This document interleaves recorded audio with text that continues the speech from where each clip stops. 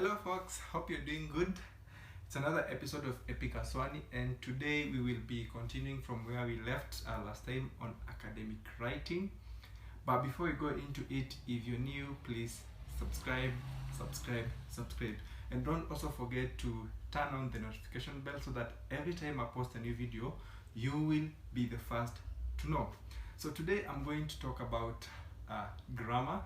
I'll be talking about sentence structure, I'll be talking about paragraph structure, and I'll also be talking about some of the do's and don'ts of academic writing as far as grammar is concerned. I know grammar is a very important aspect of academic writing, so I thought to do a separate video on grammar alone, so that you can get to know how you can arrange your ideas and start making some money. So let's get into it.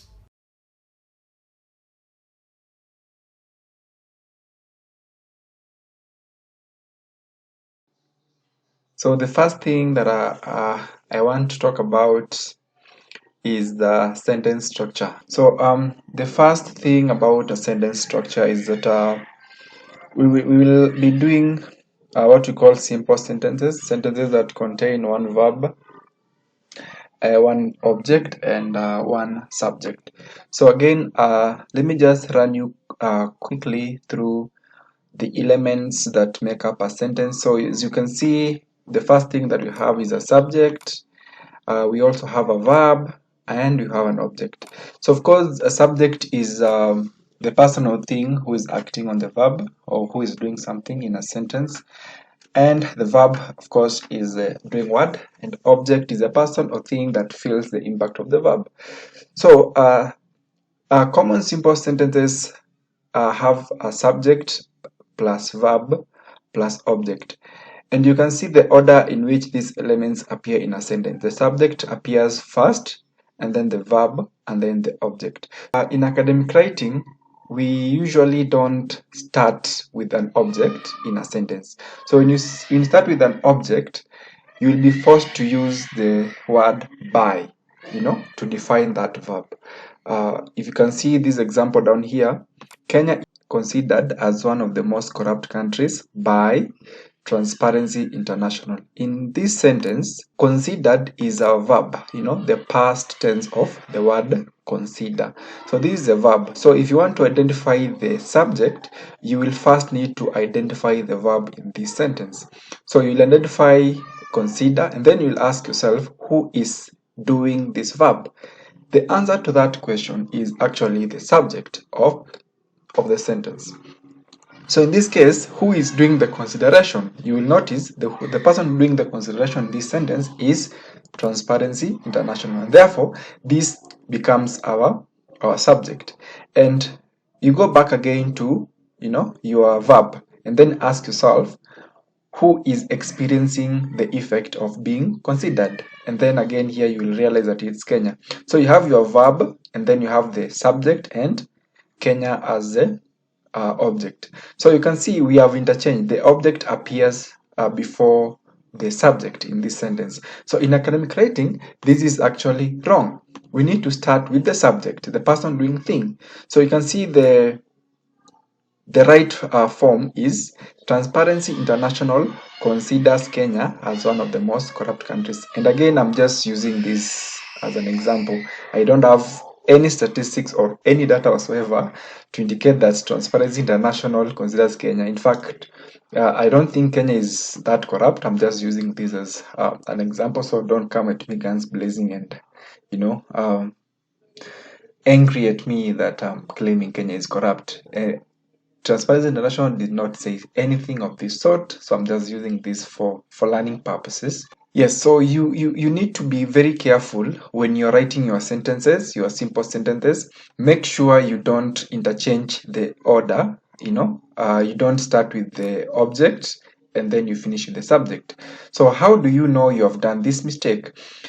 Be careful, watch out for by that defines a verb. If you realize you have used the word by to define a verb or to say more about a verb, and therefore, you have interchanged the order of the sentence elements, which is actually wrong in academic writing. So again, this is not wrong in usual speaking. I mean, when we speak out there, it's okay. But when you're talking about academic writing, it is important to uh, yeah, just put the correct order of sentence elements. So again, watch out for by, but not, of course, not every time you see by in a sentence, it actually shows that you have interchanged. For example, if you are saying, I travel by bus, that by there does not actually define, the verb. So in this case, you need to be careful. If you're using a grammar correction software, it will indicate this error for you. It will actually suggest that you start with Transparency International, which is the correct way to do it. So let us move on to passive voice. Okay, so like I've already explained here, simple sentences contain a verb, a subject, and an object. So sometimes a sentence might not have a subject, We might not have a sentence, we might have a sentence that has a verb and an object, but it does not have the person doing it, that is the subject of the sentence. So there could be a better explanation or definition of what passive voice refers to, but the most basic one, and I think this is the easiest to understand as far as academic writing is concerned, is that passive voice basically is cases where we do not have a subject in a sentence. So if you look at this sentence, Kenya is considered the most developed country in, this should be in Central and Eastern Africa. So if you look at this sentence, it looks okay in normal speaking. Kenya is considered the most developed country in Central and Eastern Africa. So let us again go to our usual way of analyzing a sentence. So we need to first identify our verb, which is again considered, and then we ask ourselves who is doing the consideration. So if you just observe this sentence, the question we will be asking ourselves is who is considering Kenya? Who is saying this information? So you realize that we are actually missing the subject in the sentence. So we don't have a person that we can go and knock on their doors and ask them, what are you saying? Are you sure that Kenya is the most developed country in Eastern South Africa? So in this case, we are not having a subject, and therefore this sentence in academic writing is wrong, and we need to avoid writing in this form. So Kenya is considered. We have verb. This is the object. This is the person or thing feeling the consideration. So you need to include a subject in this sentence. So you can do this. Kenya is considered the most developed country in Central and Eastern Africa by Aswani. But in that case, you'll again be interchanging the order of sentence elements. So once you have identified the person who is doing the consideration, you need to include that person before the word Kenya. So the correct form would be, as an example, SBO Research Company considers Kenya as the most developed country in Central and Eastern Africa. So this is the correct form of this sentence. We have our subject. So this is the person who is doing consideration. So we have SBO Research Company considers Kenya as the most developed country. So again, you can see we have the subject, we have the verb, and we have the object. Okay, so that is the correct form. Let us look at another example. Although Kenya has handled the COVID-19 situation well, more needs to be done in terms of protecting the vulnerable people from the harsh economic times. Again, this sentence in normal speaking is okay, but in academic writing is wrong because this is the second sentence. You realize this is a complex sentence. It contains two clauses that can be independent. So Kenya has handled the situation very well. More needs to be done in terms of. So we need to ask ourselves, who is doing this? Who is doing the more? More needs to be done. So more here is the object. Is the person or thing who will be feeling the impact of doing, or in other terms, in other words, the done part of this sentence. So again, we need to include here the subject. So the correct form would be, although Kenya has handled the situation, the COVID-19 situation well, the government needs to do more in terms of protecting blah blah blah. So again, you realize here we have included the person. We're not just claiming, that more needs to be done. We need to answer the question by who. So in academic writing, we don't leave room for guessing. We need to communicate. So every sentence needs to communicate independently. So if you are writing a sentence and you're not including the subject, that is called passive voice. So when you're using grammar correction softwares, they might actually identify the passive voice. Usually they underline where the verb involved is, because the verb is the anchor, like I said, which will help you identify the object and subject. So if you're using grammar correction tools like grammarly.com, they will actually underline the verb. So the simplest way of correcting passive voice is just go back to your sentence, read it, identify the verb, in this case the software will already underline the verb for you, and ask yourself who is doing that verb. Once you include that person in that sentence, you will have corrected that mistake. You will have changed the sentence from passive voice to active voice. But again, whenever you are including the subject, be cautious that you do not include the subject at the tail end of the sentence. So in academic writing, again, we are not supposed to start a sentence with this or this singular form, and this plural. So you're not supposed to start a sentence with this. And the essence is, if you are talking about something, like in this sentence, Transparency International considers Kenya as the most corrupt country in sub-Saharan Africa. This means that Kenya is not a good country for FDI. So this is wrong again, but in normal speaking, it's okay. But in academic writing, this, we call it unclear, undecided. So suppose I started reading I started reading your essay from this section. This means, you're actually forcing me to go back so that I can actually understand what this is referring to. And like I said, in academic writing, every sentence should be independent and it should be able to communicate without depending on another sentence. So again, if you're saying this means that Kenya is not a good country for FDI, the reader will actually be forced to go back up here so that they can actually understand what this refers to. So what you could do, you could make this sentence clear by probably saying this situation means that Kenya is not a good country for investment. But instead of doing that, we can just make these two one sentence using which, comma, which means that Kenya is not a good country for FDI. So again, you can join them using which, so that we have them as a one sentence instead of separating them and starting the second sentence with this, which is a grammar error. However, there are exceptions where you can use this at the start of a sentence. So this is the rule. Do not use this at the beginning of a sentence unless the next word that follows it is a noun or a pronoun. Like this car is correct. This house is correct. But you see, this shows is not a noun, neither is it a pronoun.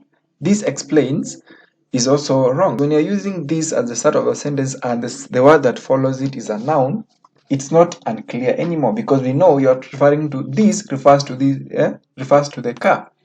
This refers to the house. So like I already demonstrated above, is that you can combine them using which, like I've done in this sentence, or you can also combine them using this second version here. Transparency International considers Kenya as the most corrupt country in sub-Saharan Africa, comma, meaning that Kenya is not a good country for foreign direct investment. Okay, so again, in these two sentences, you have observed that comma comes in handy when you want to join clauses. So I also want to talk about the uses of comma. So in most cases, you will use comma before the word which. And this is an example. Kenya is a developed country, comma, which makes it good for investment.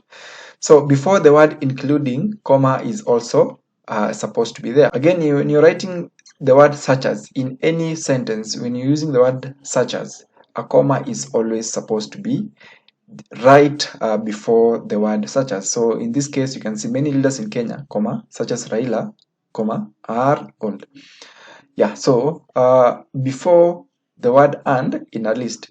So again, before the word and in a list, there needs to be a comma. I bought many fruits, comma, including mangoes, comma, oranges, and comma, and bananas.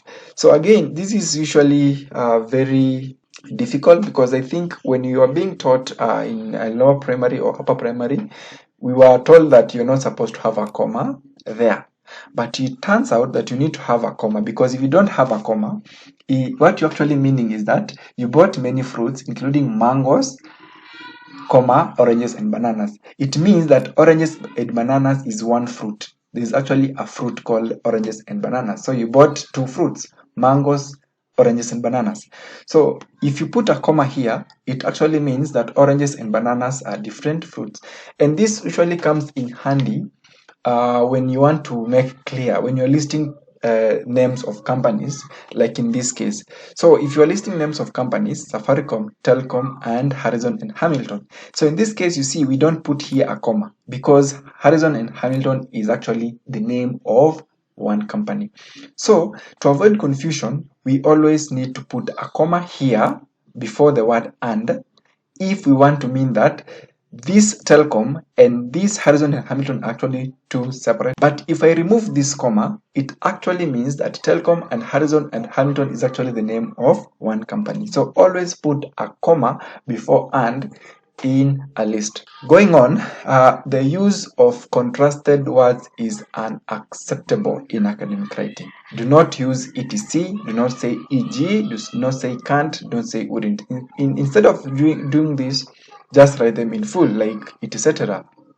For example, cannot, would not. I also want to talk about the use of abbreviations and acronyms. So for well-known abbreviations like the US, the UK, WHO, UN, WTO, EU, AU, please just stick to these short forms because everybody knows them. There's no point of writing for us the United States of America into bracket USA. That is stupid because nobody doesn't know the US refers to USA. So for those well-known abbreviations and acronyms, please stick to them. But for less known abbreviations like CUSA, UAN, BI, what else? I mean, just those locally, abbreviations, please, the first time you're introducing them, write them in full first, into bracket the shortened version, the acronym or the abbreviation, and subsequently whenever you want to refer to it, use the short form. I emphasize this for less known acronyms and abbreviations. The first time you mention them in a sentence, please write them in full and include the shortened or the abbreviated version of it in brackets. And whenever you're using it subsequently in your paper, use the shortened version of it. You can find here more uses of comma. You realize that comma is very important, but you can go online and learn more about the uses of comma in a sentence. It has very many uses. It comes in handy when you're doing academic writing, and if you're using a grammar correction software like grammarly.com, you will realize that many of the mistakes that you're going to make will be about the improper use of comma. You might have like 100 alerts in a 5-page essay, and out of these 100 alerts, 90 will be about wrong placement of comma. Maybe you place a comma where it's not supposed to be, or you did not place a comma where it should have been. So again, go online, read more about the uses of comma. It will be very important. So again, I want to emphasize that when you're doing academic writing, please try to use short sentences if you're not confident about long sentences. But again, when I say short sentences, that is very subjective. So a short sentence for me will be not more than 2 lines. If you go over that, you will start making mistakes. Maybe you will forget to put a comma, you forget to put a conjunction appropriately.